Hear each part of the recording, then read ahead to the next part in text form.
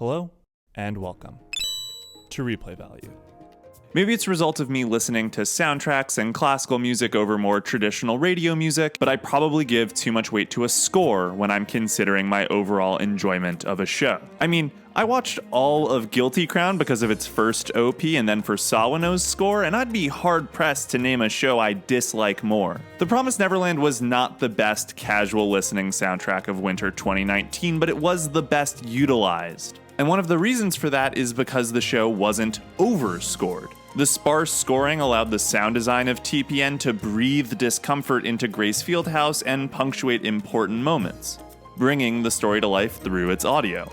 But I want to specifically talk about the key song that is likely a frontrunner for Best Track of 2019, and whose meaning evolved over the course of the show. I am referring to the thematic core of the show, Isabella's Lullaby, a song of love, survival, and sacrifice. For simplicity, I'm referring to any song that uses the key melodic elements of Isabella's Lullaby as said song, even if it's just a whistle or removes all of the singing for pure piano.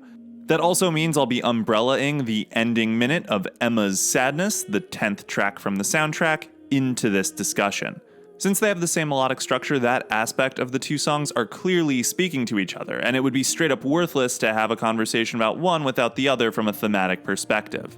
And given that the two characters are treated as foils, it's especially pertinent to discuss both since it helps us to develop meaning through audio. We'll be going through the use cases of the songs chronologically so that we can see that development over time. The first instance of Isabella's Lullaby is her whistling as she walks Connie down to the gate in the premiere episode. As Connie asks what Mama is singing, she doesn't stop whistling and only spares a brief look to Connie. We find out later, of course, that she's walking Connie to her death, an act which leads to the second use case, where after Norman and Emma see the transaction and make their way back to the house and resolve to escape. Emma refuses to leave anyone behind, and so Isabella's Lullaby becomes a hopeful song of survival. At least until the jump scare cut of Isabella realizing that someone has witnessed this action, which cuts the music off instantly, signifying a cut to that somewhat hopeful sentiment and raising the tension as we end the episode. This sets up a dichotomy, what the song means in the context of Isabella versus what it means to the children, and we'll see how that inherent conflict in score develops towards the end of the show. We go a full 2 episodes without hearing the melody again until the 4th episode, where they inform Gilda and Dawn about what's happening, but not the whole truth, suggesting that Connie is possibly still alive. It's here for the first time we hear the melody as the ending minute of Emma's Sadness, and once again we see the association with survival that The Promised Neverland is trying to tie in to that specific melody. Ray is infuriated with Norman's decision, yelling at him that it's not fair to give them false hope, whereas Norman is making a calculated decision for their survival, stating that either of those kids could be the traitor and thus they need to make a plan to out them and can't give them their full hand. This plot thread is immediately picked up later in the same episode where we have a somber piano version of Isabella's Lullaby, which once again should draw your mind to the theme of sacrifice as Emma and Norman discuss what to do about the traitor. Norman asking whether they should bring that person with them, a possible risk to their survival. And Emma says, of course, that she doesn't want to leave any member of her family behind, refusing to sacrifice others. After Dawn and Gilda discover the truth, that Connie is dead, that Ray was the traitor, and that the Core 3 weren't entirely forthcoming with their information,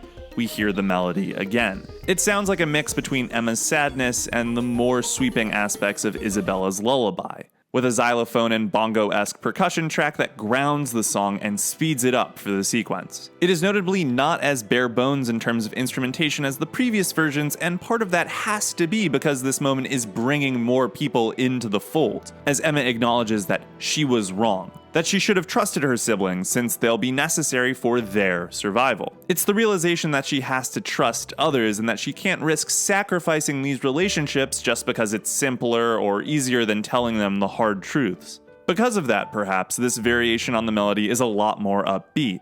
But we won't be hearing the melody again anytime soon, perhaps because Sister Crone becomes the immediate matter at hand in the next episode, and the one after that is when all hope seems lost as Mama has completely outplayed them. We do almost hear the melody in the 9th episode, when the 3 agree that Norman should try to escape the last minute of Emma's Sadness being cut from the track to empower Norman's tears. Emma and Ray refuse to sacrifice Norman, even as he plans to sacrifice himself. And that is the core of the first two usage cases of episode 10's melody. The first is a flashback to Norman being sick, as though the scene is telling us what's going to be sacrificed is the friendship these three characters had. It runs completely counter to what Emma and Ray want, but Norman is going to do it anyway. And the alternate version of this song, only using a piano and violins, adds to the nostalgic nature of the dream, for when their problems were seeing their sick friends instead of fighting for their lives.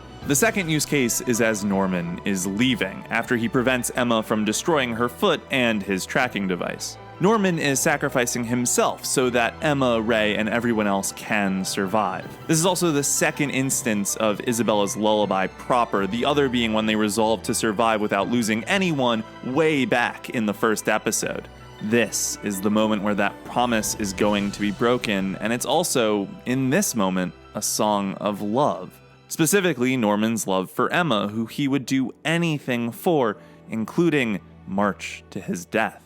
The third instance in this episode is when Isabella tells Emma to become a mama. As Isabella tells Emma to give up, something that Norman explicitly told her never to do earlier in this episode, the song transitions to the melody, a piano-only version of Emma's sadness. Isabella's meaning is clear. Surrender to the system, let go of this hope and accept despair so that you don't have to hurt anymore and become a mama. Sacrifice everyone else so that you alone can survive. This is the opposite of what Norman desired, and so it is obvious even before she says it that Emma will refuse wholeheartedly, even as she despairs over his decision to sacrifice himself.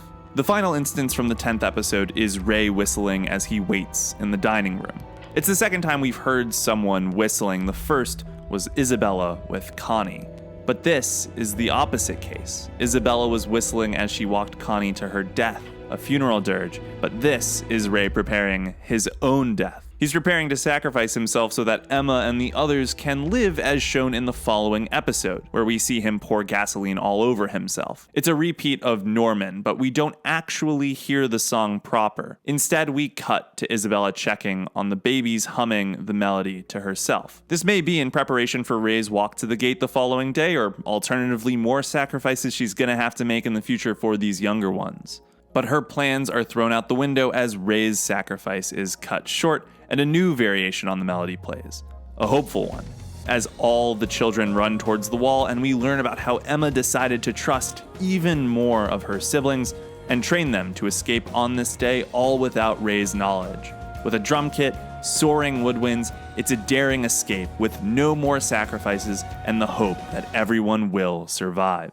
Which brings us to the final episode and where we learn the origin of the song. The children successfully escape, minus the young ones who won't be able to be harvested for at least 2 years as Isabella looks on, defeated. And we hear a mandolin playing the melody we've heard so many times over the course of the show. This song of Leslie's creation sticks with Isabella. It's a song that implies Isabella's love for Leslie, but more importantly, it's a song that, for Isabella, becomes the embodiment of the idea that life is worth living. And as we learn more about Isabella's past, we begin to see a similarity sprout between her and Emma. Both were loving characters that lost people that were dear to them. But this is where we see the similarities end as Emma was able to reject the temptation that was offered to Isabella and takes a different path. In contrast, we see the bleak and colorless depiction of Isabella's experiences training to be a mama, which culminates to a pregnant Isabella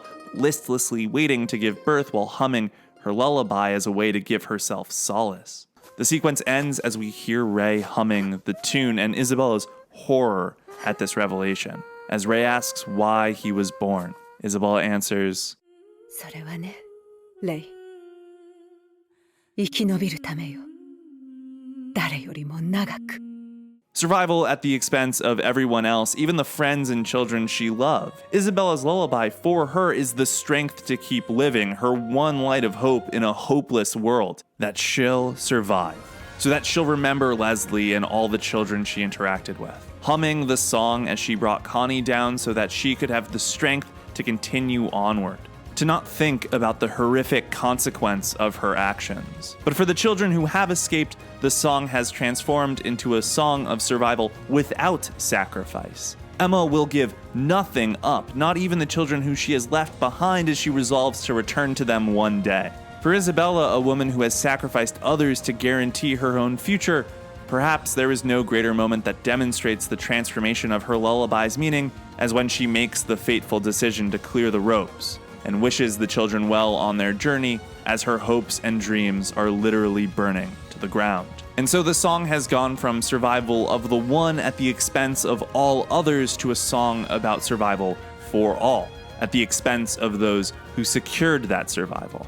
And just as we leave behind Isabella and cut to the young children who look at their first sunrise, the final notes of the song play, but this time, it's not played in the despair of losing Norman. But now, and for the final time, Isabella's lullaby is a song of hope for the ones who remain to survive.